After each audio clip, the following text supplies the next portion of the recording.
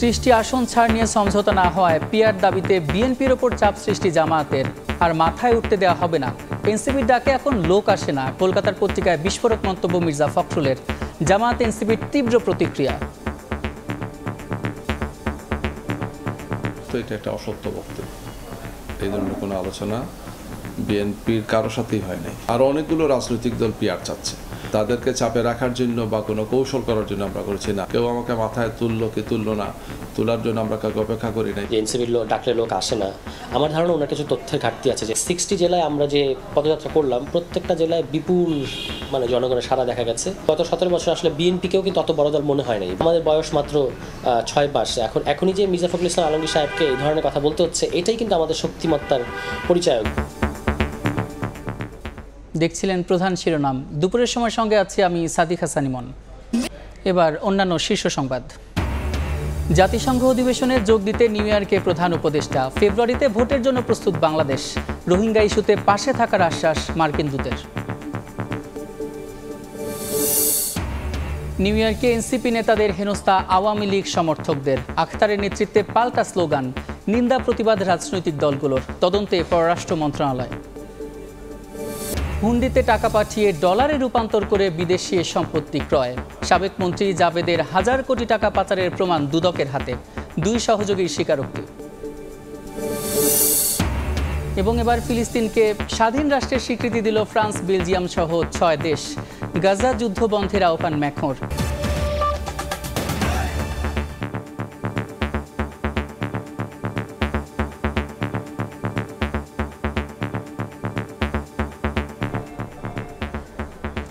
30টি আসন ছাড় নিয়ে সমঝোতা না হওয়ায় পিআরের দাবি সামনে এনে বিএনপির ওপর চাপ সৃষ্টির কৌশল হাতে নিয়েছে জামাত। তাদেরকে আর মাথায় উঠতে দেওয়া হবে না। জামাত যত বড় না শক্তি, বিএনপি অকারণে তার চেয়ে বেশি গুরুত্ব দিয়েছে তাদের। কলকাতা এক দৈনিক পত্রিকায় সাক্ষাৎকারে এমন বিস্ফোরক মন্তব্য করেছেন বিএনপির মহাসচিব মির্জা ফখরুল ইসলাম আলমগীর। সাক্ষাৎকারে এনসিপিকে নিয়েও কথা বলেন বিএনপির মহাসচিব। বিস্তারিত আহমেদ সালেহিনের রিপোর্টে। 2 যুগের বেশি সময় ধরে বন্ধুত্ব থেকে হঠাৎ প্রতিদ্বন্দ্বী। বর্তমানে দেশের অন্যতম 2 রাজনৈতিক দল বিএনপি ও জামায়াতের এমন মুখোমুখি অবস্থান নিয়ে নানা মহলে রয়েছে প্রশ্ন, সাধারণ মানুষের মাঝেও রয়েছে কৌতূহল। 2 দলের এমন বিপরীতমুখী অবস্থানের কারণ আগামী নির্বাচনে চাহিদা মতো 30টি আসন না দেয় নাখোশ জামায়াতে ইসলামী। এমন বিস্ফোরক মন্তব্য করেছেন বিএনপি মহাসচিব মির্জা ফখরুল ইসলাম আলমগীর। ভারতের কলকাতার বাংলা দৈনিক পত্রিকা এই সময়ের সাংবাদিক অনমিত্র চট্টোপাধ্যায়কে ঢাকার গুলশানে এক সাক্ষাৎকারে একথা বলেন মির্জা ফখরুল। তার অভিযোগ, সমঝোতায় মনোপুত না হয়েই বিএনপিকে চাপে রাখতে পিআরের দাবি সামনে এনেছে জামায়াত। তাদেরকে আর মাথায় উঠতে দেওয়া হবে না বলে সাফ জানান বিএনপি মহাসচিব। মন্তব্য করেন, জামাত যত বড় না শক্তি, বিএনপি অকারণে তার চেয়ে বেশি গুরুত্ব দিয়েছে তাদের। সাক্ষাৎকারে জাতীয় নাগরিক পার্টি এনসিপিকে নিয়েও কড়া মন্তব্য করেন মির্জা ফখরুল। সেখানে দাবি করেন, এনসিপি এখন আর কোনো শক্তি নয়, তারা ডাকলে এখন আর লোক আসে না। দলটির এখন একমাত্র লক্ষ্য বিএনপিকে সরকার গঠন করতে না দেয়া। তবে দলটি বিএনপির কাছে আসন সমঝোতার কোনো প্রস্তাব দেয়নি বলেও জানান ফখরুল। অবশ্য সাক্ষাৎকারে জুলাই অভ্যুত্থানের ছাত্র নেতৃত্বের অবদানের কথা স্বীকার করেন মির্জা ফখরুল। আগামী ফেব্রুয়ারিতে নির্বাচন হবে কিনা এমন সংশয়ের জবাবে মির্জা ফখরুল দৃঢ়তার সঙ্গে জানান, আগামী রমজানের আগেই হবে ভোট। তবে চূড়ান্তভাবে রাজনৈতিক দলগুলোকে সতর্ক করে ডক্টর ইউনূস জানিয়েছেন, আগামী ফেব্রুয়ারিতে ভোট না হলে মার্চেই তিনি ক্ষমতা ছেড়ে দিবেন। আওয়ামী লীগ ও জাতীয় পার্টি সহ তাদের শরিকরা আগামী নির্বাচনে অংশ নিলে আপত্তি নেই বিএনপির, এমনটা দাবি করা হয় ওই সাক্ষাৎকারে। বলা হয়, অবাধ সুষ্ঠু নির্বাচনের জন্য সবার অংশগ্রহণ প্রয়োজন। শেখ হাসিনা গত 15 বছরে প্রতিপক্ষকে ভোটে অংশ নেওয়ার সুযোগ দেয়নি, তার শাস্তি তারা পেয়েছেন। তাই বিএনপি তাদের মতো সেই অন্যায় করতে চায় না। তবে আওয়ামী সরকারের হাতে প্রাণহানি ও রক্তপাত দেখেছে বলে জনগণ এখন তাদের সম্পূর্ণ বিরোধী, সাক্ষাৎকারে বলেন বিএনপি মহাসচিব। এদিকে ভারত আওয়ামী চশমায় বাংলাদেশকে দেখে ভুল করেছে মন্তব্য করে মির্জা ফখরুল বলেন, ভুল বোঝাবুঝির অবসান হতে হবে। আওয়ামী লীগ ভারতকে ভুল বুঝিয়ে বিএনপি জামাতকে এক বন্ধনীতে ফেলেছে। এমন মন্তব্য করে বিএনপি মহাসচিব দাবি করেন, জামাতের রাজনীতির সঙ্গে তাদের কোনো মিল নেই, তারা শুধুই নির্বাচনী শরিক। জামাতকে আর কোনো সুবিধা দিতে দেওয়া হবে না বলেও সাফ জানিয়ে দেন মির্জা ফখরুল। সংবাদটি এমন সময় প্রকাশ হয় যখন জাতিসংঘ অধিবেশনে যোগ দিতে প্রধান উপদেষ্টার সফরসঙ্গী হিসাবে জামায়াত এনসিপি নেতাদের সঙ্গে নিউ ইয়র্কের পথে ছিলেন বিএনপি মহাসচিব মির্জা ফখরুল ইসলাম আলমগীর। আহমেদ সালেহিন, সময় সংবাদ, ঢাকা। বিএনপির কাছে ত্রিশাসন ছাড় চেয়েছে জামাতে ইসলামী। মির্জা ফখরুলের এমন দাবি অস্বীকার করেছে জামাত। বিএনপিকে চাপে রাখার জন্যই পিআর দাবিতে আন্দোলনের অভিযোগও অস্বীকার করেছে দলটি। অন্যদিকে এনসিপির ডাকে এখন আর লোক আসে না এমন কথা উড়িয়ে দিয়ে তরুণদের দলটি বলছে বিপুল জনসমর্থন আছে তাদের। আওয়ামী লীগ সহ গণ অভ্যুত্থানের বিরোধীদের নির্বাচনে অংশগ্রহণের সুযোগ দেওয়ার পক্ষেও নয় বলে সাফ জানায় এনসিপি। সানভীর রূপলের রিপোর্ট। জুলাই সনদের আইনি ভিত্তি সুষ্ঠু নির্বাচন, সংসদে 2 কক্ষে পিআর পদ্ধতিতে নির্বাচনের দাবিতে আন্দোলন করছে জামায়াতে ইসলামী। ভারতীয় পত্রিকা এই সময়কে দেয়া সাক্ষাৎকারে বিএনপিকে চাপে রাখতে এই আন্দোলন বলে মন্তব্য করেন দলটির মহাসচিব মির্জা ফখরুল ইসলাম আলমগীর। এছাড়াও বিস্ফোরক সব মন্তব্য করেন যা ঝড় তুলেছে রাজনীতিতে। মির্জা ফখরুলের দাবি অস্বীকার করে জামায়াত বলছে তাদের আন্দোলন জনগণের দাবি। 30টি আসন ছাড় নিয়ে সমঝোতার প্রস্তাবও মিথ্যা। এই ধরনের কোনো আলোচনা ওনাদের সাথে আমাদের কোনো পর্যায়ে হয়নি। আমরা এই ব্যাপারে আমাদের পক্ষ থেকে একটা বক্তব্য আমরা দিচ্ছি আর কি। আমাদের জানা মতো এটা একটা অসত্য বক্তব্য। এই ধরনের কোনো আলোচনা বিএনপির কারো সাথেই হয় নাই। জামায়াতকে আর মাথায় উঠতে দেয়া হবে না মির্জা ফখরুলের এমন মন্তব্যের প্রতিক্রিয়ায় জামায়াত নেতা বলেন তারা জনগণের সমর্থন নিয়ে রাজনীতি করেন, কারো মাথায় ওঠার জন্য নয়। অন্তর্বর্তীকালীন সরকারের কাছে আমাদের এই দাবি যেন কাকে চাপে রাখা বা কাকে খুশি করার জন্য এটা আমরা করি নাই। এটা আমরা জনকল্যাণেই ভেবেচিন্তেই আমরা এটা দিয়েছি। এটা শুধুমাত্র তো আমাদের দাবি না, এখন এটা একটা অর্থে বলা যায় এটা একটা জাতীয় দাবিতে পরিণত হয়েছে। সাক্ষাৎকারে এনসিপি নিয়েও মন্তব্য করেন মির্জা ফখরুল। বলেন এনসিপির ডাকে এখন আর লোক আসে না। এই বক্তব্যের বিরোধিতা করে এনসিপি বলছে জুলাই পদযাত্রায় বিপুল জনসমর্থন মিলেছে, বরং গত 17 বছরে বিএনপিকেই ছোট দল মনে হয়েছে। বক্তব্যটা আপনি বললেন যে এনসিপি সম্পর্কে যে এনসিপির ডাকলে লোক আসে না। আমার ধারণা ওনার কিছু তথ্যের ঘাটতি আছে, যেহেতু উনি একজন বর্ষিয়ান রাজনীতিবিদ এবং সোশ্যাল মিডিয়া আমার ধারণা কম ফলো করেন। গত জুলাই পদযাত্রায় সারা দেশে আমরা যে 60টা জেলায় 64টা জেলায় করতে পারিনি, 4টি জেলায় পোস্টপোন করা হয়েছে। 60টি জেলায় আমরা যে পদযাত্রা করলাম প্রত্যেকটা জেলায় বিপুল জনগণের সাড়া দেখা গেছে এবং কোনো জায়গায় কিন্তু রাত 11টা, 11:30, 12টার দিকেও আমরা পৌঁছেছি একেবারে প্রত্যন্ত জায়গায়। সে সমস্ত জায়গাতে আমরা মানুষের বিপুল সাড়া দেখেছি। আওয়ামী লীগ ও 14 দলকে নির্বাচনে অংশগ্রহণের সুযোগ দেওয়ার পক্ষে থাকায় মির্জা ফখরুলের বক্তব্যের নিন্দা জানিয়ে বিষয়টি নির্বাচন ভণ্ডুলের ষড়যন্ত্র বলে মন্তব্য করেন সরওয়ার তুষার। মির্জা ফখরুল ইসলাম আলমগীর এই সাক্ষাৎকারে আরেকটা কথা বলেছেন যে তিনি চান আওয়ামী লীগ, জাতীয় পার্টি, 14 দল সবাই নির্বাচনে আসুক। এটা খুবই ভয়ঙ্কর এবং আপত্তিকর বক্তব্য এবং আমরা আমাদের দল থেকে এটা সর্বোচ্চ তীব্র নিন্দা জানাই। কোনোভাবেই আগামী নির্বাচনে যদি আপনি আওয়ামী লীগকে অংশ নেন, এই পরিকল্পনাটা হচ্ছে আগামী নির্বাচনকে ভণ্ডুল করার পরিকল্পনা। অন্য রাজনৈতিক দলের মতো ফেব্রুয়ারিতে নির্বাচনে আপত্তি নেই এনসিপির, তবে তার আগেই বিচার ও সংস্কার নিশ্চিত করার দাবি দলটির। সানভীর রূপল, সময় সংবাদ, ঢাকা। দেশের মানুষ সরাসরি ভোটে অভ্যস্ত, তারা পিআর জানে না এমন মন্তব্য করে বিএনপির নেতারা বলেছেন নির্বাচনের রোডম্যাপ ঘোষণার পরও ভোট বানচালের অপচেষ্টা করছে ৭১-এর পরাজিত শক্তি। দলটির নেতাদের অভিযোগ বিএনপির বিরুদ্ধে অপপ্রচার চালিয়ে একটি মহল পতিত স্বৈরাচারকে পুনর্বাসনের চেষ্টা করছে। আগামী ফেব্রুয়ারিতে নির্বাচন ঘিরে যখন রাজনৈতিক মহলে চলছে প্রস্তুতি, ঠিক তখন কয়েকটি দল সংখ্যানুপাতিক বা পিআর পদ্ধতিতে নির্বাচনের দাবিতে রাজপথে আন্দোলন করছে। বিষয়টি সরকার ও অন্যান্য দলের মধ্যে তৈরি করেছে বিভক্তি। বিএনপির স্থায়ী কমিটির সদস্য ডাক্তার AZM জাহিদ হোসেন বলেছেন দেশের মানুষ সংবিধান মোতাবেক সরাসরি ভোটে অভ্যস্ত, পিআর তারা বোঝে না, তাই জনগণই তাদের সিদ্ধান্ত নিক। শারদীয় দুর্গোৎসব উপলক্ষে সনাতন ধর্মাবলম্বীদের সঙ্গে দিনাজপুরে বিএনপির শুভেচ্ছা বিনিময় অনুষ্ঠানে একথা বলেন তিনি। জনগণের ইচ্ছা বহিঃপ্রকাশ যদি সংবিধান হয় তাহলে জনগণকে সেই মত প্রকাশের সুযোগ তো আপনাকে দিতে হবে এবং আপনি আপনার নির্বাচনী ম্যানিফেস্টো, দলীয় ম্যানিফেস্টোতে আপনি দিয়ে জনগণের কাছে যান, সিদ্ধান্তটা জনগণ নিক। ঢাকায় রিপোর্টার্স ইউনিটি মিলনায়তনে আলোচনায় যোগ দিয়ে দলটির স্থায়ী কমিটির আরেক সদস্য বেগম সেলিমা রহমান বলেন ফেব্রুয়ারিতে নির্বাচনের রোডম্যাপ ঘোষণার পর থেকেই ভোট বানচালের ষড়যন্ত্র করছে স্বাধীনতা বিরোধীরা। যখন নির্বাচনের রোডম্যাপ ঘোষণা হয়ে গেছে তারপরেও তারা রাজপথে আন্দোলন করছে। আজকে আপনারা দেখতে পাচ্ছেন সমগ্র বাংলাদেশ একটা অস্তিত্বশীল। আপনারা দেখেছেন এখনো আওয়ামী লীগের দোসররা তারা কিন্তু এই বাংলাদেশে আছে। এদিন নয়াপল্টনে বিএনপির কেন্দ্রীয় কার্যালয়ে সংবাদ সম্মেলনে দলটির সিনিয়র যুগ্ম মহাসচিব রুহুল কবির রিজভী অভিযোগ করেন, অপপ্রচার চালিয়ে পতিত স্বৈরাচারকে পুনর্বাসনে চক্রান্ত করছে একটি মহল। বিএনপির মনোনয়নের নামে মিথ্যা অপপ্রচারে বিভ্রান্ত না হতে দলীয় কর্মীদের আহ্বান জানান তিনি। যারা মিথ্যাচার করে বিএনপিকে নানা তকমা লাগানোর অপচেষ্টা করছে, তারাই কিছু গণমাধ্যমকে ব্যবহার করে বিএনপির নামে অসত্য সংবাদ পরিবেশন করছে বা করানো হচ্ছে। জনগণ অবলোকন করছে যে গণহত্যাকারী নিষিদ্ধ সংগঠন ফ্যাসিস্ট আওয়ামী লীগকে পুনর্বাসন করার গোপন মিশনে নেমেছে একটি চক্র। সব ধরনের ষড়যন্ত্রের বিরুদ্ধে জনগণ ও দলীয় নেতাকর্মীদের ঐক্যবদ্ধ থাকার আহ্বান জানান বিএনপি নেতারা। আহমেদ সালেহীন, সময় সংবাদ, ঢাকা।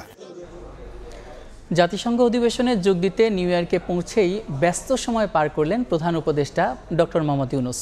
দক্ষিণ ও মধ্য এশিয়া বিষয়ক মার্কিন দূত সার্জিও গোর সঙ্গে বৈঠকে তিনি জানান, ফেব্রুয়ারির প্রথমার্ধে অবাধ, সুষ্ঠু ও শান্তিপূর্ণ নির্বাচন করতে প্রস্তুত সরকার। এই প্রচেষ্টায় সমর্থন জানিয়ে রোহিঙ্গাদের জন্য সহায়তা অব্যাহত রাখার প্রতিশ্রুতি দেন সার্জিও গোর। এদিন SDG পুরস্কারে ভূষিত হন ডক্টর ইউনূস। নিউ ইয়র্ক থেকে হাসানুজ্জামান সাকির রিপোর্ট। জাতিসংঘের সাধারণ পরিষদের অধিবেশনে যোগ দিচ্ছেন 140টিরও বেশি দেশের রাষ্ট্র ও সরকার প্রধানরা। এদের মধ্যে অনেকেই নিউ ইয়র্কে এসে পৌঁছেছেন। যুক্তরাষ্ট্রের নিউ ইয়র্কে স্থানীয় সময় সোমবার বিকেল 3:15টায় জন এফ কেনেডি আন্তর্জাতিক বিমানবন্দরে এসে পৌঁছান প্রধান উপদেষ্টা ডক্টর মোহাম্মদ ইউনূস। এ সময় সরকার প্রধানকে স্বাগত জানান ওয়াশিংটনে বাংলাদেশের রাষ্ট্রদূত এবং জাতিসংঘ মিশনের স্থায়ী প্রতিনিধি। এরপরেই যুক্তরাষ্ট্রের মধ্য ও দক্ষিণ এশীয় দূত ও ভারতের নবনিযুক্ত মার্কিন রাষ্ট্রদূত সার্জিও গোর দেখা করেন প্রধান উপদেষ্টার সাথে। এ সময় ডক্টর ইউনূস জানান, ফেব্রুয়ারিতেই একটি অবাধ, সুষ্ঠু ও শান্তিপূর্ণ নির্বাচন করতে সব ধরনের প্রস্তুতি নিচ্ছে সরকার। মার্কিন রাষ্ট্রদূতও ডক্টর ইউনূসের নেতৃত্বের প্রশংসা করে বাংলাদেশের প্রচেষ্টায় যুক্তরাষ্ট্রের পক্ষ থেকে সর্বাত্মক সহযোগিতার আশ্বাস দেন। বৈঠকে বাণিজ্য, দক্ষিণ এশীয় সহযোগিতা, সার্কের পুনরুজ্জীবন, রোহিঙ্গা সংকট এবং বাংলাদেশের বিরুদ্ধে ছড়ানো মিথ্যা তথ্য মোকাবেলা সহ বিভিন্ন দ্বিপাক্ষিক ও আঞ্চলিক বিষয় নিয়ে আলোচনা হয়। বাংলাদেশের সামনে ইলেকশন, উনি বলেছেন যে ইলেকশনের ব্যাপারে দেশ মোটামুটি প্রস্তুত এবং আমরা একটা free, fair and peaceful election একটা হবে সেই বিষয়ে বলেছেন এবং ইউএস অফিসিয়ালদের তরফ থেকে বলা হয়েছে যে তারা সব ধরনের সাপোর্ট বাংলাদেশকে দিবে। সন্ধ্যায় জাতিসংঘ সদর দপ্তরে সামাজিক ব্যবসা সংক্রান্ত উচ্চ পর্যায়ের বৈঠকে যোগ দেন সরকার প্রধান। পরে সাইডলাইনে সাস্টেইনেবল ডেভেলপমেন্ট গোল শীর্ষক এক অনুষ্ঠানে অংশ নেন ডক্টর মোহাম্মদ ইউনূস। অনুষ্ঠানে প্রধান উপদেষ্টাকে SDG পুরস্কারে ভূষিত করা হয়। SDG অ্যাওয়ার্ড ওনাকে দেওয়া হয়েছে। SDG অ্যাওয়ার্ড উনি ছাড়াও আরও দুইজন পেয়েছেন। উনি পেয়েছেন ফিলিপো গ্র্যান্ডি, যিনি UNHCR এর গ্লোবাল চিফ, এবং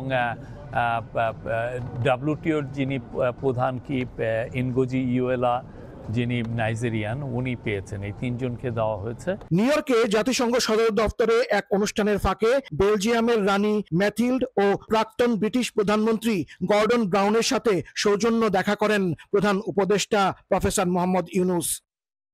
সম্প্রতি নিউ ইয়র্কে নিহত বাংলাদেশি বংশোদ্ভূত পুলিশ কর্মকর্তা দিদারুল ইসলামের পরিবার এদিন প্রধান উপদেষ্টার সাথে সাক্ষাৎ করতে এলে তাদের সমবেদনা জানান ডক্টর মোহাম্মদ ইউনূস। হাসানুজ্জামান সাকি, সময় সংবাদ, জাতিসংঘ সদর দপ্তর, নিউ ইয়র্ক, যুক্তরাষ্ট্র। এদিকে নিউ ইয়র্কে এনসিপি নেতা আখতার হোসেন ও ডাক্তার তাসনিম জারাকে হেনস্থা করেছে আওয়ামী লীগের নেতাকর্মীরা। প্রতিবাদে পাল্টা স্লোগান দিয়ে আখতার বলেন, আবারও প্রমাণিত হয়েছে আওয়ামী লীগ সন্ত্রাসী দল। জামাত নেতা সৈয়দ আবদুল্লাহ মোহাম্মদ তাহের বলেন, অসভ্য সংস্কৃতি বন্ধ হওয়া উচিত। আর বিএনপি নেতা হুমায়ুন কবির বলেন, সরকারের সমন্বয়হীনতায় অনাকাঙ্ক্ষিত ঘটনা ঘটছে। নিউ ইয়র্ক থেকে হাসানুজ্জামান সাকির রিপোর্টে বিস্তারিত। সোমবার নিউ ইয়র্ক সময় বিকেল 4:15 জন এফ কেনেডি আন্তর্জাতিক বিমানবন্দরে নেমে গাড়িতে উঠছিলেন জাতীয় নাগরিক পার্টির দুই নেতা আখতার হোসেন ও ডাক্তার তাসনিম জারা। এ সময় এনসিপির সদস্য সচিব আখতারকে লক্ষ্য করে একের পর এক ডিম ছুটতে থাকে যুক্তরাষ্ট্র আওয়ামী লীগের নেতাকর্মীরা। অকথ্য ভাষায় গালাগালিও করে তারা। বিক্ষোভকারীরা আক্তার হোসেনকে বহন করা গাড়ির সামনে শুয়ে পড়ে এবং গাড়িতে আঘাত করতে থাকে। এ সময় বিএনপি মহাসচিব ফখরুল ইসলাম আলমগীর ও হুমায়ুন কবিরও একই গাড়িতে ছিলেন।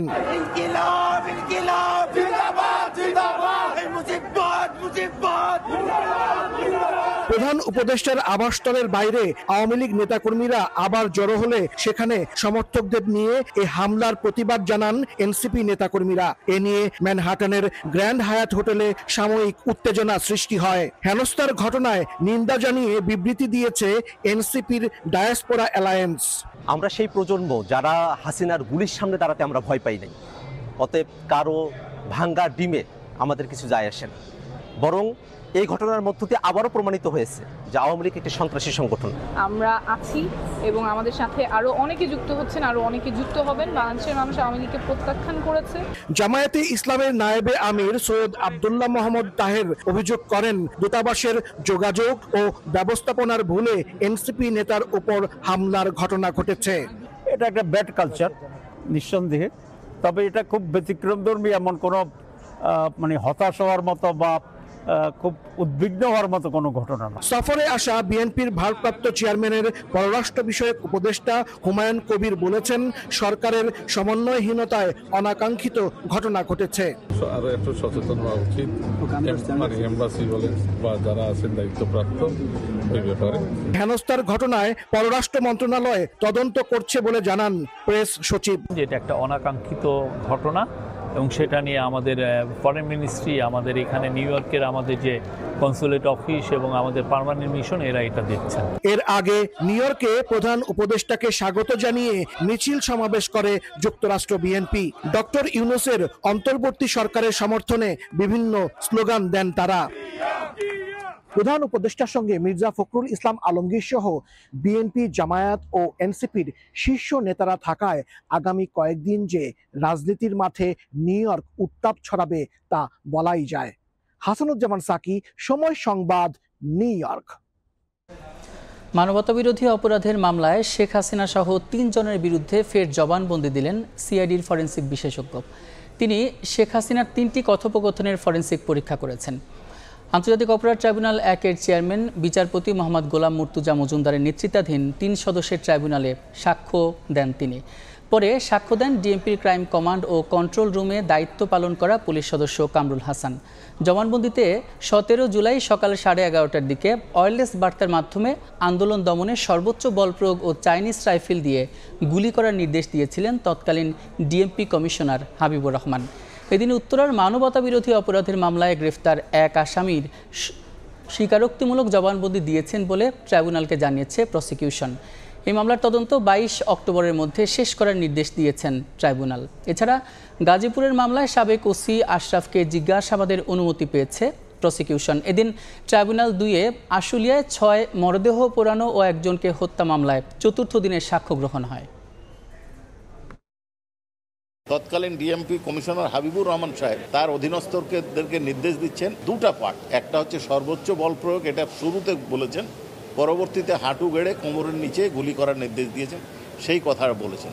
এইখানে ডিফেন্স থেকে বলার চেষ্টা করা হয়েছে যে এটা আত্মরক্ষার জন্য করা হয়েছে, কিন্তু আমার সাক্ষী এটা পরিষ্কার করেছেন সেই দিন অর্থাৎ 17 জুলাই এ ধরনের কোনো পরিস্থিতির সৃষ্টি হয়নি যাতে গুলি করার প্রয়োজন ছিল।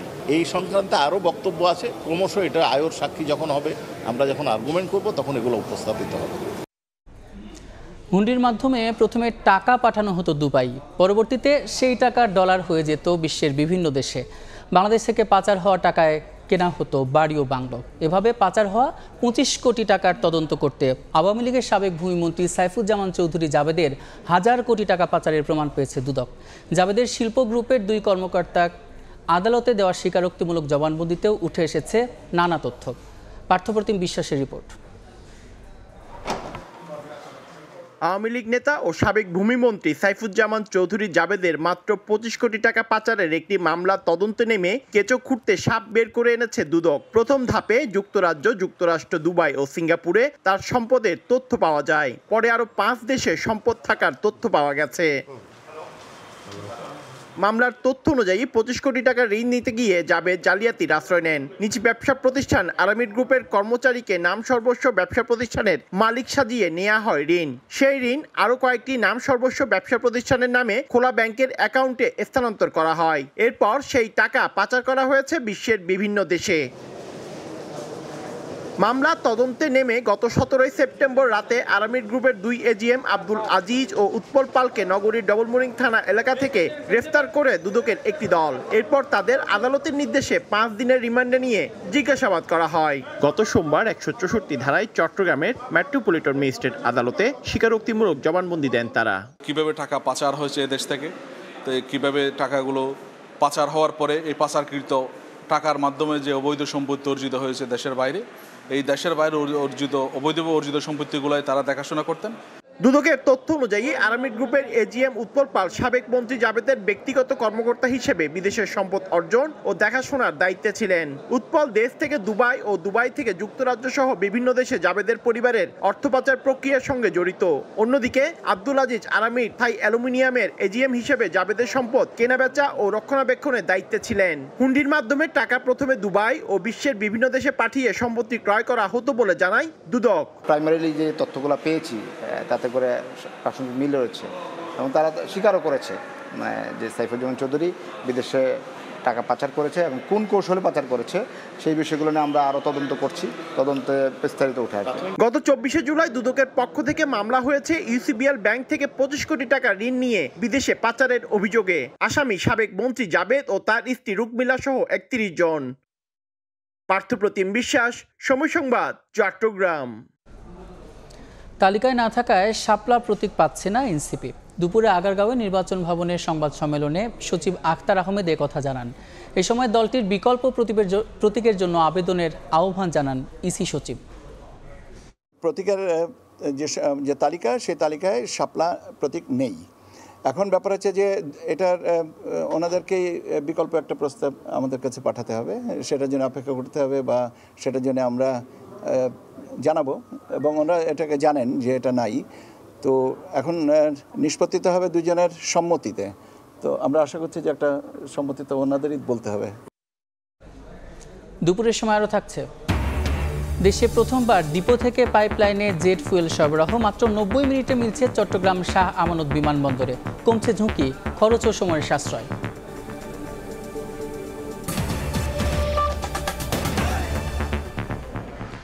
পোষ্যকোটা নিয়ে শিক্ষক কর্মকর্তাদের সঙ্গে শিক্ষার্থীদের হাতাহাতি ও ধস্তাধস্তির ঘটনায় স্থবির রাজশাহী বিশ্ববিদ্যালয়।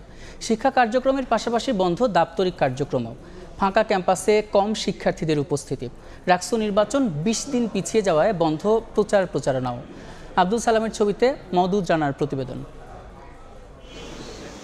পোষ্যকোটা ইস্যু নিয়ে সংকট যেন কাটছেই না রাজশাহী বিশ্ববিদ্যালয়ে। মুখোমুখি অবস্থানে শিক্ষক কর্মকর্তা, কর্মচারীদের একাংশ ও শিক্ষার্থীরা, যার প্রভাবে পিছিয়েছে রাকসু নির্বাচনও।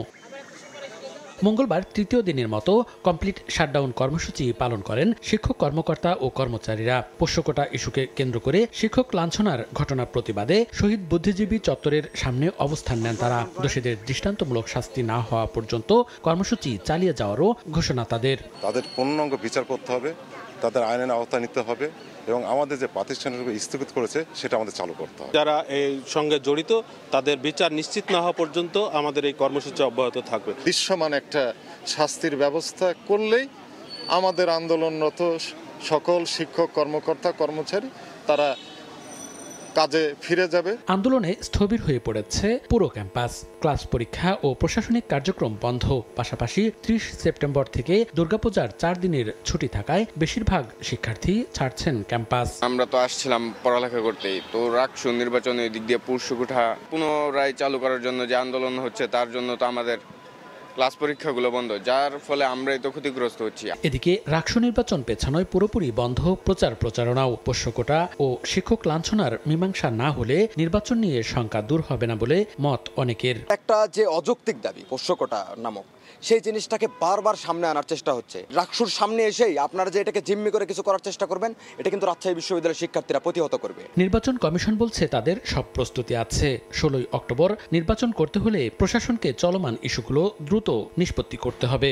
যে ঘটনাগুলো 20 তারিখ থেকে এ পর্যন্ত ঘটে গেছে তার সুষ্ঠু একটা বিহিত করেই প্রশাসন 16 তারিখের পূর্বেই এই ক্যাম্পাসের স্বাভাবিক পরিবেশ নিশ্চিত করবেন আশা করছি। 20 সেপ্টেম্বর পোষ্যকোটা নিয়ে শিক্ষক কর্মকর্তাদের সঙ্গে শিক্ষার্থীদের ধস্তাধস্তি হয়। ঘটনা তদন্তে কাজ করছে বিশ্ববিদ্যালয় প্রশাসনের 2টি কমিটি। সময় সংবাদ, রাজশাহী। এ ব্যাপারে আরও খবর জানাতে এই মুহূর্তে রাজশাহী বিশ্ববিদ্যালয়ে আছেন সহকর্মী মওদুদ রানা, সরাসরি যুক্ত হচ্ছে তার সঙ্গে। শিক্ষক কর্মকর্তা এবং কর্মচারীদের যে চলমান কর্মবিরতি সেই বিষয় নিয়ে কিছুক্ষণ আগে রাজশাহী বিশ্ববিদ্যালয় প্রশাসন একটি বৈঠক করেছে। সেই বৈঠকে দুজন উপাচার্য, রেজিস্ট্রার, প্রক্টর এবং কর্মকর্তা কর্মচারীদের যারা নেতৃত্ব পর্যায়ে রয়েছেন তারা যোগ দিয়েছিলেন এবং সেই বৈঠক শেষে আমাদেরকে জানানো হয়েছে যে একটি ফলপ্রসূ আলোচনা হয়েছে এবং তারা যেটি বলছেন যে তারা এই যে কর্মসূচি সেই কর্মসূচি বন্ধের জন্য কর্মকর্তা কর্মচারী নেতৃত্বের প্রতি অনুরোধ জানিয়েছেন এবং তারা যে বিচার দাবি করছেন সেই বিচার দ্রুত করার আশ্বাস দিয়েছেন এবং এই বিশ্ববিদ্যালয় প্রশাসন থেকে জানানো হয়েছে যে দুটি তদন্ত কমিটি গঠন করার কথা ছিল বিচার বিভাগীয় তদন্ত কমিটি এখন পর্যন্ত গঠিত হয়নি, অন্যদিকে অভ্যন্তরীণ যে তদন্ত কমিটি তারা কাজ শুরু করেনি। এটি নিয়ে যারা কর্মকর্তা কর্মচারীরা রয়েছেন তারা ক্ষোভ প্রকাশ করেছেন। তারা বলছেন যে গত 3 দিন ধরে তারা এই টানা আন্দোলন করছেন কিন্তু এখন পর্যন্ত তদন্ত কমিটি গঠন হয়নি এবং কাজ করেনি, যেটি প্রশাসনের আসলে একটি হেয়ালিপনা এবং তারা বলছেন যে প্রশাসন এই কাজকে আরও দ্রুত করবে এবং তারা দ্রুত তদন্ত শেষ করবে, যারা প্রকৃত দোষী আছে তাদের বিচার করবে। আপনাকে জানিয়ে রাখি যে গত 20 তারিখে শিক্ষক এবং কর্মকর্তা কর্মচারীদের সঙ্গে সে শিক্ষার্থীদের ধস্তাধস্তি হয় এবং সেখানে উপাচার্য সহ শিক্ষকরা লাঞ্ছিত হন। এরপর এই আন্দোলনে নামেন শিক্ষক কর্মকর্তা এবং কর্মচারীরা। তারা বলছেন যে তারা দৃশ্যমান দ্রুত শাস্তি দাবি করেছেন এবং যতক্ষণ পর্যন্ত তাদের এই দাবি পূরণ না হচ্ছে ততক্ষণ পর্যন্ত তাদের যে কর্মবিরতি আছে সেটি তারা পালন করবেন। অন্যদিকে আজকে আমরা যেটি দেখেছি যে ক্যাম্পাস পুরোই ফাঁকা, এখানে শিক্ষার্থীদের উপস্থিতি খুবই কম ছিল এবং একাডেমিক কার্যক্রম একেবারেই বন্ধ ছিল, প্রশাসনিক দপ্তরগুলো খোলা ছিল কিন্তু সেখানে কোনো কার্যক্রম হয়নি। অন্যদিকে খুব দ্রুত রাকসু নির্বাচন কমিশনার যেটি বলছে যে দ্রুত যদি এই চলমান যে ইস্যু রয়েছে যে পোষ্য কোটা এবং একই সাথে যে শিক্ষক কর্মকর্তা কর্মচারীদের আন্দোলন সেই চলমান ইস্যু যদি আসলে শেষ না করা যায় তাহলে নির্বাচন অনুষ্ঠান করা কিছুটা কষ্টকর হবে এবং তারা বলছেন যে এই চলমান ইস্যুগুলো দ্রুত শেষ হবে, এটি তারা আশা প্রকাশ করেছে। এবং রাকসু নির্বাচনে আজকে কোনো প্রচার প্রচারণা হয়নি। এই ছিল রাজশাহী বিশ্ববিদ্যালয় থেকে আমার কাছে সর্বশেষ। রাজশাহী বিশ্ববিদ্যালয় থেকে যুক্ত ছিলেন সহকর্মী মওদুদ রানা। বিভাজনের রাজনীতি অস্থিরতা তৈরি করেছে, এই কারণে রাজনৈতিক আলাপ থেকে দূরে থাকতে চান শিক্ষক শিক্ষার্থীরা। সকালে ঢাকা বিশ্ববিদ্যালয়ের সিনেট ভবনে জাতীয় নীতি প্রতিযোগিতার ফাইনাল অনুষ্ঠানে এই মন্তব্য করেন উপাচার্য অধ্যাপক নিয়াজ আহমেদ খান। ডাকসু নির্বাচন প্রসঙ্গে বলেন, কেবল শিক্ষার্থীদের জন্যই যুদ্ধ যন্ত্রণা মাথায় নিতে হয়েছে। জুলাই আন্দোলনে তরুণদের ভূমিকা তুলে ধরে সব ক্ষেত্রে তরুণদের নেতৃত্ব দেওয়ার আহ্বান জানান ঢাকা বিশ্ববিদ্যালয়ের উপাচার্য। পরে প্রতিযোগিতা অনুষ্ঠানে 40টি জাতীয় নীতি সম্পর্কিত প্রজেক্ট তুলে ধরেন শিক্ষার্থীরা। দলান্ধ ভয়াবহ রকম সংকীর্ণ কোনো ক্ষেত্রে রক্তাক্ত রাজনীতি পুরো রাজনৈতিক ব্যবস্থার উপর মানুষকে বীতশ্রদ্ধ করে ফেলেছে। আমার মতো বুড়োরাও বীতশ্রদ্ধ কোনো ক্ষেত্রে, আমি নিজে এবং আমার শিক্ষার্থীদেরও একটা বড় অংশ বীতশ্রদ্ধ হয়ে যাচ্ছে। বেতন বাড়ানোর দাবিতে আজও রাজশাহী বিভাগের 3 জেলায় চলছে বাস ধর্মঘট। দাবি আদায়ে অনড় চালক, শ্রমিক ও কর্মচারীরা। ঢাকা, চট্টগ্রাম, কক্সবাজার ও সিলেটগামী বাস চলাচল বন্ধ থাকায় দুর্ভোগে যাত্রীরা। তালাবদ্ধ কাউন্টার, টিকিট কিনতে গিয়ে ফিরে যাচ্ছেন যাত্রীরা। বেতন বাড়ানোর দাবিতে 2 দিন ধরে চাঁপাইনবাবগঞ্জ, রাজশাহী ও নাটোর থেকে বাস চলাচল বন্ধ রেখেছেন পরিবহন শ্রমিকেরা। মঙ্গলবার সকালে টার্মিনাল থেকে ঢাকা, চট্টগ্রাম, সিলেট ও কক্সবাজার রুটের কোনো বাস ছেড়ে যায়নি। বন্ধ কোম্পানিগুলোর কাউন্টার, এতে বিপাকে পড়েন যাত্রীরা। সরাসরি বাস না পেয়ে বিকল্প উপায়ে যেতে সময় ও খরচ বেশি হচ্ছে তাদের। কোনো বাস থাকতে না, বর্তমানে আমরা খুব ব্যতিব্যস্ত আছি। অনেকক্ষণ অপেক্ষা করছি রোদের মধ্যে, এতক্ষণ বাস আসছে না, খুব সমস্যা। সব কাউন্টার বন্ধ, এখন কিভাবে আমরা এখন যাব?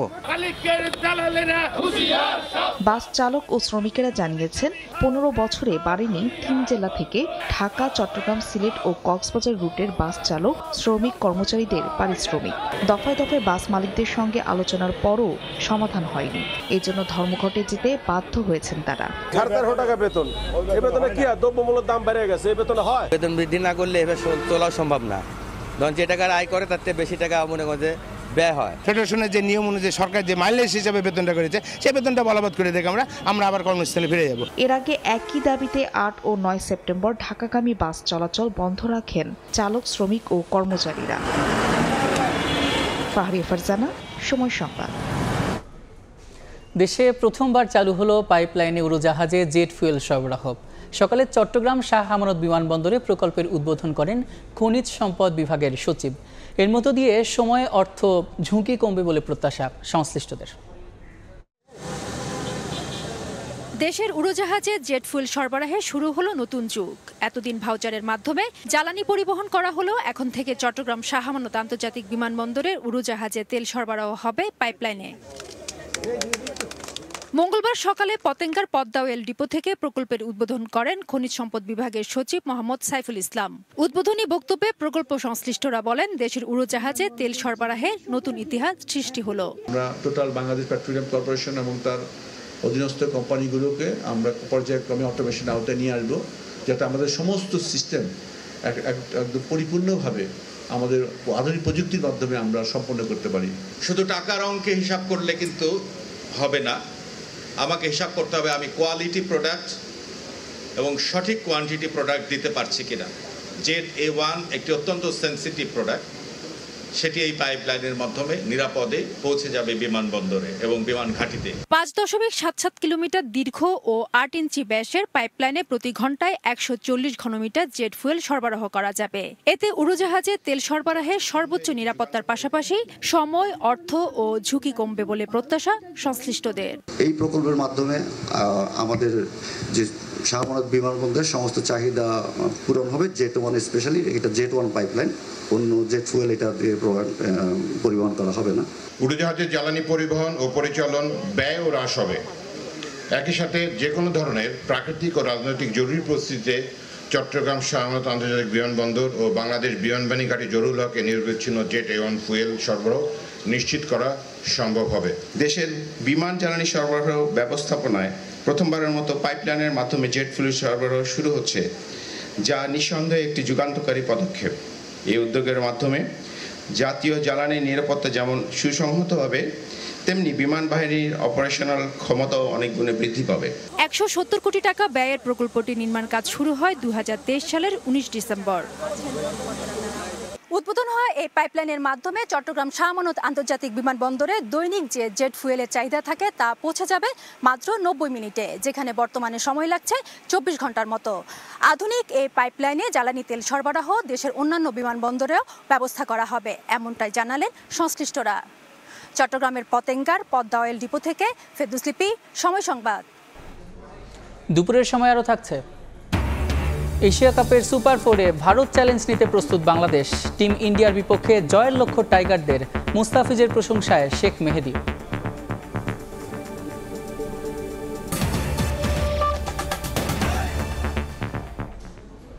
একজন কর্নেল, আরেকজন মেজর, আছে বডিগার্ড ড্রাইভারও, যেন সেনাবাহিনীর একটি ইউনিট, আসলে সংঘবদ্ধ প্রতারক চক্রের সদস্য। সেনা কর্মকর্তা পরিচয়ে বিভিন্ন বাহিনীতে চাকরি দেওয়ার নামে লাখ লাখ টাকা হাতিয়ে নিয়েছেন তারা। 6 সদস্যের গ্রেফতারের পর র্যাব বলছে, ভুয়া মেজর পরিচয়ে বহু প্রেমের সম্পর্ক গড়ে ধোঁকা দেন চক্রটির প্রধান সোহেল। সদ্য এসএসসি পাশ করা টাঙ্গাইলের মোহাম্মদ রাজু আনসার বাহিনীতে যোগ দিতে শারীরিক পরীক্ষায় অংশ নিতে সম্প্রতি গাজীপুরের শফিপুরে আনসার একাডেমিতে যান। বাদ পরে বের হতে তার সঙ্গে দেখা হয় মেজর পরিচয় দেয়া এক ব্যক্তির। চাকরি পাইয়ে দেওয়ার নিশ্চয়তা দিয়ে রাজুকে ফাঁদে ফেলা হয়। মেজর সোহেল নামে এক স্যারে ফোন দেওয়া, বলে তোমার চাকরি হবে, চাকরির টাকা চাই এলো 12 লাখ। নানা নাটক সাজিয়ে নিয়োগপত্র দিয়ে 6 লাখ টাকা হাতিয়ে নেন চক্রটি। বাসায় ফিরে প্রতারিত হওয়ার বিষয়টি বুঝতে পারেন রাজু। আমাদেরকে মিরপুরাকে হোটেলে নিয়ে আসলো, 9 তলার উপরে আনার পরে আমাদের নিয়োগপত্র দেওয়া হয়। বাসায় যে আমার বড় ভাইটার ভাই আরও আছে যারা চাকরি করে, তাদেরকে অ্যাপার্টমেন্ট কার্ডটা দেখালাম, দেখানোর পরে তারা বলে যে বুয়া। সৈনিক পদে চাকরি দেওয়ার কথা বলে চুয়াডাঙ্গার হাবিবকেও ফাঁদে ফেলে একই চক্র। টাকা এরা ইনকাম করে, অসৎ পথে ইনকাম করছে। টাকা ইনকাম যদি মাথার ঘাম যদি পায়ে ফেলে যদি করতে হয়, ইনকাম করতে হইতো, তাহলে জিন্দগি আমি ক্ষতি করতে করতো না। র্যাব বলছে চক্রের প্রধান মেজর পরিচয় দেয়া সোহেল আগেও গ্রেফতার হয়েছে, আর কর্নেল পরিচয় দিত তৈয়ব। গ্রামের সহজ সরল তরুণদের টার্গেট করে বিভিন্ন বাহিনীতে চাকরি দেওয়ার কথা বলে হাতিয়ে নেয় লাখ লাখ টাকা। প্রেমের সম্পর্ক করে প্রতারণায়ও জড়িত চক্রটি। আমরা এই প্রতারক চক্রের 6 সদস্যকে ঢাকা এবং সাভারে অভিযান চালিয়ে আমরা গ্রেপ্তার করতে সক্ষম হই। এই আসামিদের প্রত্যেকের নামে ইতিপূর্বে বিভিন্ন থানায় একাধিক মামলা রয়েছে। চক্রটির সঙ্গে জড়িত বাকিদের ধরতে অভিযানে র্যাব। মাসুদুর রহমান, সময় সংবাদ, ঢাকা। নাসিরাবাদ ঢাকা দক্ষিণ সিটির 75 নম্বর ওয়ার্ড। কাগজে কলমে স্থানটি সিটি কর্পোরেশনের ভেতরে হলেও সুযোগ সুবিধার দিক থেকে নাসিরাবাদের অবস্থান একদম তলানিতে। কর দিয়েও সুযোগ সুবিধা পাচ্ছে না এবং মৌলিক অধিকারও পাচ্ছে না নাগরিক, এবং তারা সেই সুযোগ সুবিধা থেকে বঞ্চিত হচ্ছেন এখানকার 12 গ্রামের বাসিন্দা। নেই পর্যাপ্ত পয় নিষ্কাশন ব্যবস্থা, এতে বর্ষায় ভোগান্তি ওঠে চরবে। আর যাতায়াতের বাসের সাঁকোই এখানকার নিত্যদিনের ভরসা। বছরের পর বছর জনপ্রতিনিধিদের প্রতিশ্রুতির ফুলঝুরি ছাড়া আর কিছুই পায়নি তারা। শরীফ রুবেলের ছবিতে আলামিন তুষারের রিপোর্ট। বয়সের ভারে হাঁটতেও যেখানে কষ্ট, সেখানে প্রায় প্রতিদিনই উঁচু এই সাঁকো পেরোতে হয় 90 ছই ছই জালাল মিয়াকে। খালে নিয়মিত নৌযান চলাচল করায় ঝুঁকিও নেহায়েত কম নয়। এখানকার প্রায় 12 গ্রামের বাসিন্দার এই দুর্ভোগ নিত্যদিনের। কি ভাবছেন, গ্রামে কোথাও বেড়াতে এসছি? একদমই না, এটি খোদ ঢাকা দক্ষিণ সিটি কর্পোরেশনের একটি অংশ। এখানকার বাসিন্দাদের নিত্যদিন তাদের জরুরি কাজ করতে এমনই বাঁশের তৈরি সাঁকো ব্যবহার করতে হয়। এছাড়া অন্যান্য নাগরিক সুবিধার ক্ষেত্রেও তাদের পোহাতে হয় তীব্র ভোগান্তি। ঢাকা দক্ষিণ সিটির 75 নম্বর ওয়ার্ডের বাসিন্দারা বছরের পর বছর কর দিচ্ছেন ঠিকই, কিন্তু বাজার হাট, চিকিৎসা কিংবা শিক্ষার মতো সেবা পেতে ব্যবহার করতে হচ্ছে এমন বাঁশের সাঁকো। এই জায়গাটা ব্রিজ করা আছে, কিন্তু নিচের কাজ শেষ, কিন্তু ব্রিজের কোনো কাজ হয়নি। 17 বছর একটা ব্রিজ হয় না, কি দেশে আছি আমরা। কেবল সেতুই নয়, সড়কেরও বেহাল দশা দক্ষিণ সিটির শেষ প্রান্তের সব এলাকার। যতটুকু সড়ক আছে সেখানেও বেশিরভাগ স্থানে নেই সড়কের পিচ, কোথাও নেই ম্যানহোলের ঢাকনা।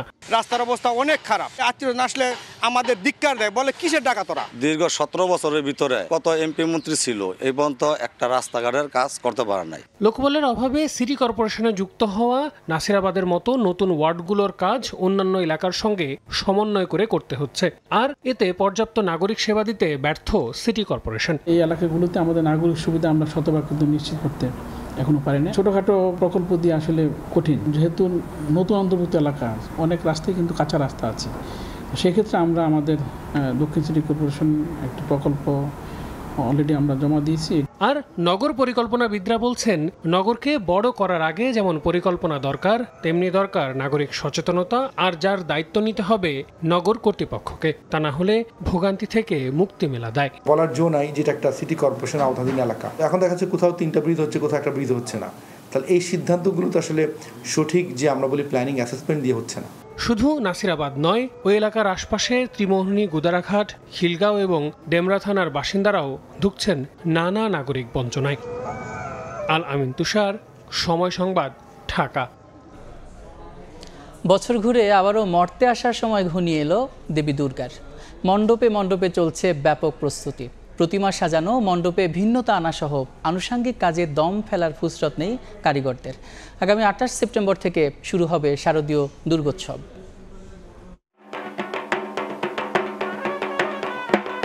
শরতের আকাশে 10 ভুজার আগমনী সুর। শেষ সময়ে জোরে সোরে চলছে দুর্গার প্রতিমা সাজানো ও মণ্ডপ তৈরির বাকি কাজ। জেলায় জেলায় মণ্ডপ ও প্রতিমাতে ভিন্নতা আনতে ব্যস্ত কারিগররা। কোথাও ফুটিয়ে তোলা হয়েছে গ্রামীণ আবহ, আবার কোথাও নান্দনিকতার ছোঁয়া। রং তুলির আঁচড়ে প্রতিমাকেও করে তোলা হচ্ছে আকর্ষণীয়। আমাদের রং ক্লিয়ার হয়ে গেছে, আমরা এখন প্রতিমাকে সজ্জিত করছি। অল্প কিছুদিন টাইম আছে পুজোর, এইখানে রাত দিন 24 ঘন্টা, আমরা 20 ঘন্টা 19 ঘন্টা কাম করে থাকি। শুধু মণ্ডপ নয়, ঢাক সানাই আর কাসর বাজিয়েও অনুশীলনে ব্যস্ত শিল্পীরা।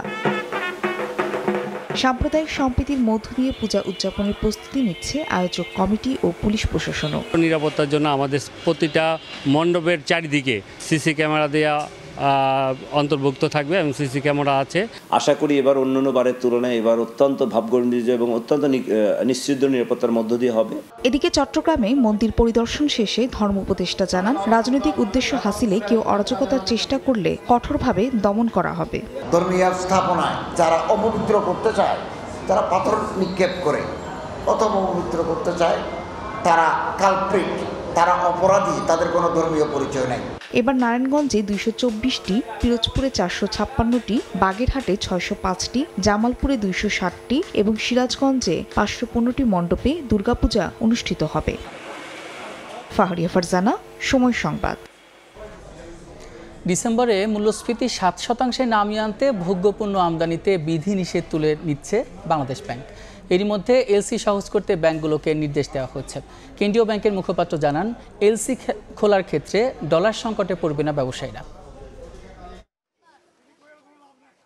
গত আগস্টে 3 বছরের মধ্যে সর্বনিম্ন মূল্যস্ফীতি দেখে বাংলাদেশ। এ মাসে সার্বিক মূল্যস্ফীতি 8.29% থাকলেও খাদ্য মূল্যস্ফীতি ছিল 7.60%। খাদ্য মূল্যস্ফীতি আরও কমিয়ে ডিসেম্বরে সার্বিক মূল্যস্ফীতি 7% নামিয়ে আনার ঘোষণা দেয় কেন্দ্রীয় ব্যাংক। সে লক্ষ্যে এবার এলসি সহজ করে ভোগ্যপণ্যের সরবরাহ বাড়ানোর উদ্যোগ নেওয়া হয়েছে। বাংলাদেশ ব্যাংকের সিদ্ধান্ত, এলসি খোলায় কোনো বিধিনিষেধ আরোপ করা হবে না। সরবরাহ স্বাভাবিক রেখে বাজার স্থিতিশীল রাখতে তুলে নেওয়া হবে মার্জিন।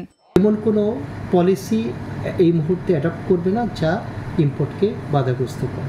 বাজারে ডলারের সংকটও নেই, ফলে এলসি খোলার ক্ষেত্রে বৈদেশিক মুদ্রার সংকটে পড়বেন না ব্যবসায়ীরা, বলছে কেন্দ্রীয় ব্যাংকের মুখপাত্র। এমন না যে 2-3টা ব্যাংকের কাছে অনেক বেশি ডলার চলে আসতেছে, বাকিদের নাই, তা না।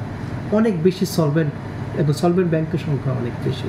তার মানে এলসি খুলতে হলে পেমেন্ট দেওয়ার ক্ষেত্রে তারা কোনো প্রকার সমস্যায় পড়বে না। সবশেষ 2022 সালের জুলাই মাসে মূল্যস্ফীতি ছিল 7-এর ঘরে। আগামী বছরের প্রথম প্রান্তিকে এটি আরও কমিয়ে আনার পরিকল্পনা রয়েছে বাংলাদেশ ব্যাংকের।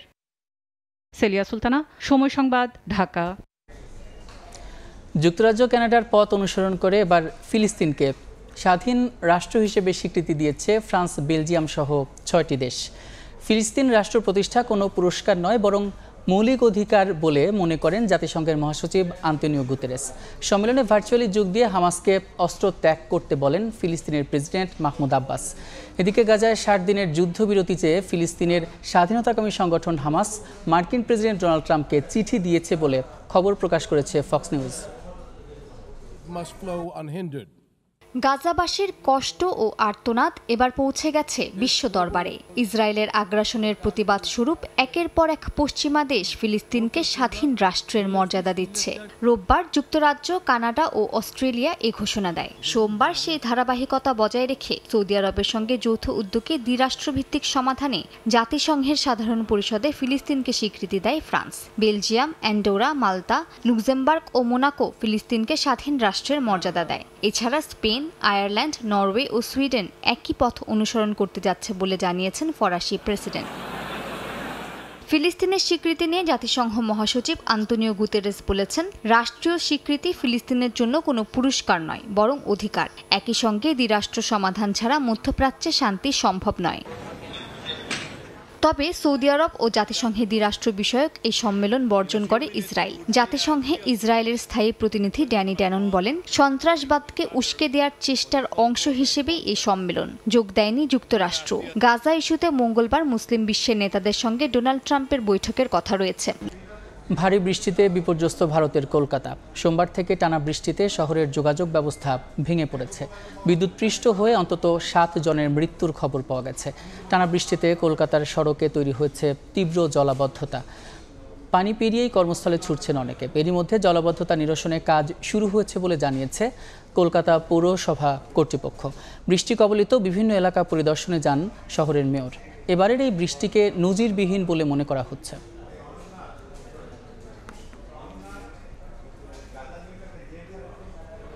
এশিয়া কাপের খবর। সুপার 4-এ নিজেদের পরবর্তী ম্যাচের প্রতিপক্ষ ভারতকে নিয়ে ভাবছে না বাংলাদেশ, বরং 8-10টা ম্যাচের মতোই জয়ের জন্যই মাঠে নামবে টাইগাররা। এমন মন্তব্য করেছেন অলরাউন্ডার শেখ মেহেদী। মুস্তাফিজুর রহমানকে নিয়ে স্বস্তি ঝরছে তার কণ্ঠে। প্রশংসা করেছেন টিম ম্যানেজমেন্টেরও। তবে চিন্তার কারণ অনুশীলন অধিনায়ক লিটন দাসের ইনজুরি। দুবাই থেকে সাব্বির মিথুনের প্রতিবেদন। বাংলাদেশ দলের সবকিছু যখন পক্ষেই ছিল তখন একটা অঘটনের শিকার টিম টাইগার্স, যেখানে লিটন কুমার দাস নিজের নির্ধারিত সময়ের অনুশীলন সেশনটায় পুরোপুরি ব্যাটিং প্র্যাকটিসটা করতে পারেননি। কী ধরনের ইনজুরি তা নিশ্চিত না হলেও ক্যাপ্টেন লিটন উঠে গিয়েছেন মাঠ ছেড়ে প্র্যাকটিসের নির্ধারিত সময়ের অনেক আগেই, এবং টিম ফিজিওকে দেখা গেছে তার সঙ্গে কথা বলতে। যদিও এখন পর্যন্ত আনুষ্ঠানিকভাবে কোনো ধরনের ঘোষণা আসেনি, তবে ভারতের বিপক্ষে বর্তমানে এই দুই দলের মাঝে লিটন কুমার দাসই হচ্ছেন সর্বোচ্চ রান স্কোরার। সেই সর্বোচ্চ রান স্কোরার তার সাথে অধিনায়ক লিটনকে যদি না পাওয়া যায় তাহলে ভারতের বিপক্ষে বড় ধাক্কাই লাগবে বাংলাদেশ শিবিরে। তবে ওই এক ঘটনা একপাশে রাখলে আইসিসি একাডেমিতে প্রস্তুতিটা চমৎকার ছিল বাংলাদেশের। বড় শটের মহড়া কেমন ছিল তা এই সংবাদ সম্মেলন দেখেই বোঝা যায়। সব ম্যাচআপগুলো মনে হইতেছে খুব ভালো হইতেছে, যে আসলে সবকিছু চিন্তা ভাবনা করে তারা টেকনিক্যালি টেকটিক ওয়াইজ যারা চিন্তা করতেছে তারা সব মিলেই চিন্তা করে এই ডিসিশনগুলো নিতেছে। অ্যাট দ্য সেম টাইম টিমের জন্য যেটা প্রয়োজন সবাই সেই জন্যই প্রস্তুত আছে। ভারত ম্যাচে টাইগারদের ট্রাম্প কার্ড হতে পারেন মোস্তাফিজ, আছেন দারুণ ছন্দে। এক উইকেট পেলেই টি-20 উইকেট শিকারীর তালিকায় ছাড়িয়ে যাবেন সাকিব আল হাসানকে। মুস্তাফিজ যখন মাঠের ভিতর ঢোকে তখন টোটালি পুরো ডিফারেন্ট। মুস্তাফিজের যে এক্সপিরিয়েন্স সেটা তো আপনারা দেখতেছেন, মুস্তাফিজ যেভাবে ডেলিভার করতেছে জাস্ট আনবিলিভেবল। আমার মনে হয় সাকিব ভাই কেন আরও ওয়ার্ল্ডের অনেক বড় বলারকে সে ছাড়িয়ে যাবে। দলের সাফল্যে কৃতিত্ব দিতে হবে টিম ম্যানেজমেন্টকেও। প্রতিপক্ষ বুঝে একাদশ সাজানো, আপাতত ভারতকে নিয়ে না ভেবে তাই সেরা প্রস্তুতি নেওয়ার লক্ষ্য। বাংলাদেশ দলের এই সেশনটা একই সাথে যেমন ভারতের বিপক্ষে নিজেদের শেষ প্র্যাকটিস সেশন হতে পারে, ঠিক তেমনি পাকিস্তানের বিপক্ষেও একই ধরনের অনুশীলন নিয়ে বাংলাদেশ দল মাঠে নামবে। এই দুই জায়ান্টের বিপক্ষে কেমন করবে বাংলাদেশ সেটাই আসলে নির্ধারণ করবে বাংলাদেশ দলের ফাইনালের যাত্রা আদৌ সম্ভব কিনা। তবে আপাতত শেখ মেহেদীর মতো পুরো বাংলাদেশ দল আত্মবিশ্বাসী, বাংলাদেশ দল ভালো কিছু করবে এই টুর্নামেন্টে। দুবাইয়ের থেকে সাব্বির মিথুন, সময় সংবাদ। এ পর্যায়ে শীর্ষ সংবাদগুলো জানিয়ে দিচ্ছে আরেকবার। 30 আসন নিয়ে সমঝোতা না হয় পিআর দাবিতে বিএনপির ওপর চাপ সৃষ্টি জামায়াতের। এনসিপির ডাকে এখন লোক আসে না, মির্জা ফখরুলের বক্তব্যের তীব্র প্রতিক্রিয়া দুই দলের।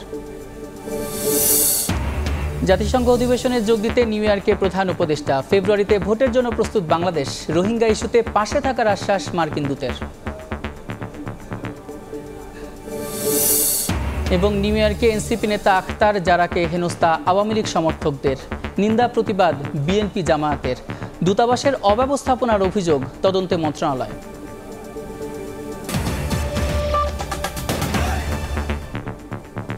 এই ছিল দুপুরের সময়। এরপর সময় সংবাদ নিয়ে সঙ্গে থাকবেন আফরোজা মৌটুসী। ধন্যবাদ ইমন।